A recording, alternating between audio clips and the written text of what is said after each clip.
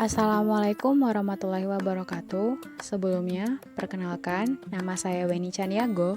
Saya adalah mahasiswa KKN PPM Universitas Gadjah Mada, periode 2020. Di sini saya akan belajar bersama Bapak Ibu semuanya mengenai panduan distribusi pangan olahan pada masa status darurat kesehatan Coronavirus Disease 2019 atau yang lebih kita kenal COVID-19 di Indonesia. Jadi, saya merangkum panduan yang telah dibuat oleh Badan Pengawas Obat dan Makanan Republik Indonesia pada tahun 2020 sehingga dapat lebih mudah difahami oleh Bapak dan Ibu semuanya. Urgensi dari hal ini adalah agar kita semua memahami cara untuk meminimalisir penyebaran virus COVID-19 pada makanan. Baik, mari kita simak penjelasan berikut ya Bapak dan Ibu. Sebelumnya, kita akan memahami terlebih dahulu mengenai apa itu COVID-19.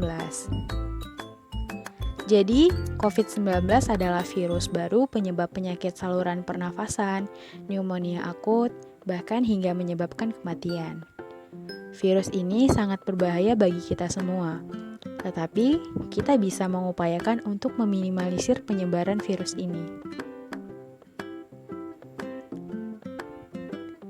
Cara penularan COVID-19 adalah sebagai berikut. Yang pertama adalah jika kita tidak sengaja menghirup percikan ludah dari bersin ataupun batuk penderita COVID-19. Yang kedua adalah jika kita memegang mulut atau hidung tanpa mencuci tangan terlebih dahulu setelah menyentuh benda-benda yang terkena cipratan air liur penderita COVID-19. Tetapi sulit ya untuk tahu bahwa permukaan benda tersebut bersih atau tidak.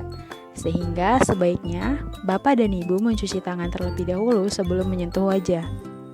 Dan cara penularan ketiga adalah apabila kita kontak dengan jarak dekat dengan penderita COVID-19. Misalnya, bersentuhan atau berjabat tangan. Sehingga diupayakan ketika sedang mengolah bahan pangan misalnya, jangan menyentuh tangan orang lain ya. Lalu pertanyaannya adalah, apakah COVID-19 ini dapat tersebar melalui makanan? Sebenarnya sampai saat ini, belum terdapat bukti yang menunjukkan bahwa virus COVID-19 dapat ditularkan melalui pangan. Risiko penularan COVID-19 melalui pangan dan kemasan pangan sangat rendah jika kita mempraktikkan cara produksi pangan olahan yang baik atau CPPOB. Karena virus ini masih terus diteliti terkait penyebarannya, sehingga perlu adanya upaya preventif agar meminimalisir terjadinya penyebaran COVID-19 melalui pangan. Sehingga Badan Pengawas Obat dan Makanan menerbitkan surat edaran berikut pada tahun 2020 tentang upaya menjaga ketersediaan obat dan makanan berkualitas pada masa status keadaan tertentu darurat bencana wabah COVID-19 di Indonesia. Dan peraturan ini diberlakukan untuk skala UMKM hingga industri besar di Indonesia.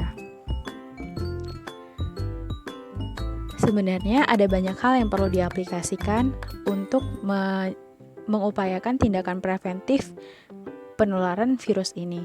Tetapi pada penjelasan kali ini saya akan berfokus tentang panduan distribusi pangan olahan.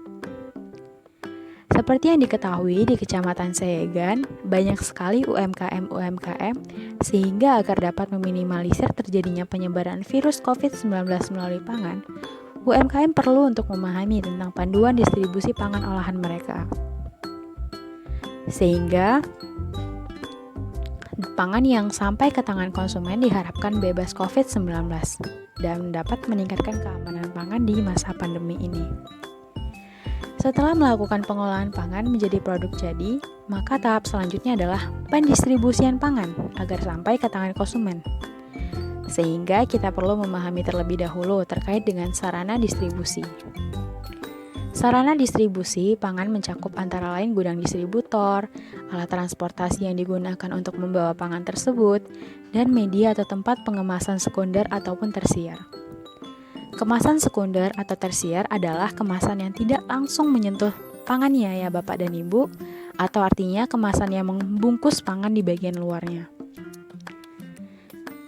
Nah, lalu bagaimana ya cara pendistribusian pangan yang baik? Cara distribusi pangan yang baik yaitu yang pertama, melakukan disinfeksi permukaan benda yang sering disentuh seperti peralatan yang digunakan bersama. Misalkan, peralatan pemotong bahan mentah, peralatan yang digunakan sebagai wadah dalam membuat pangannya. Nah, ini perlu diperhatikan kebersihannya. Lalu yang kedua adalah menjaga kebersihan sendiri. Nah, kebersihan dari orang yang mengolah pangannya juga harus diperhatikan. Cara sederhananya dengan mencuci tangan sebelum membuat atau menggunakan masker rambut ataupun masker mulut saat mengolah pangan. Dan juga kebersihan orang yang mendistribusikan pangannya juga perlu diperhatikan ya Bapak dan Ibu. Lalu yang ketiga adalah melakukan pembatasan jarak fisik personal.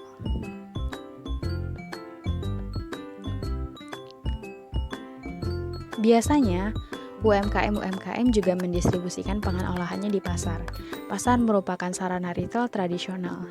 Selain itu, sarana retail tradisional lainnya yaitu kios ataupun warung-warung. Jadi sering ya Bapak dan Ibu mentransfer ataupun mendistribusikan pangannya di kios-kios atau warung-warung. Dan tempat-tempat seperti ini juga rentan terhadap penyebaran COVID-19. Oleh karena itu, perlu adanya peningkatan kebersihan masing-masing individu yang mengolah pasar, kios, ataupun warung, dan juga kebersihan wadah tempat pangannya dijajahkan.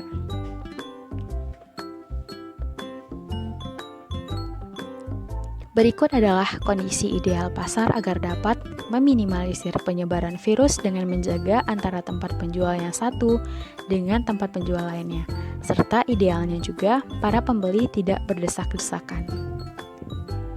Lalu kita akan membahas tentang kemasan pangannya. Jadi resiko tertular virus penyebab COVID-19 dari paket kemasan yang dipindahkan, dikirim, dan telah terpapar berbagai kondisi dan suhu sangat rendah. Tetapi kembali lagi, kita perlu untuk meminimalisir hal ini. Tindakan pencegahan yang dapat dilakukan adalah pelaku usaha pangan dapat mengurangi resiko ini dengan menerapkan sanitasi yang baik dan benar, serta penanganan kemasan pangan yang baik, serta menghindari display terbuka untuk pangan siap saji. Jadi misalnya ibu-ibu dan bapak-bapak menjual tahu susu yang sudah matang ataupun menjual keripik gembus, sebaiknya menggunakan kemasan seperti plastik di bagian luar untuk mengurangi potensi terpaparnya virus COVID-19 ini.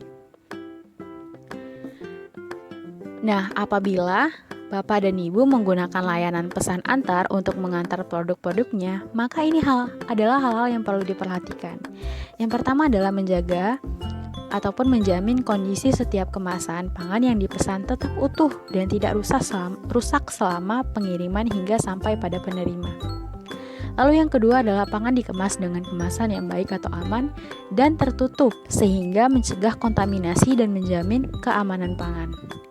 Lalu yang ketiga adalah menjaga kondisi pengiriman, misalnya suhu dan pelindung bubble wrap-nya sesuai dengan karakteristik produk pangan seperti pangan beku ataupun pangan yang mudah hancur.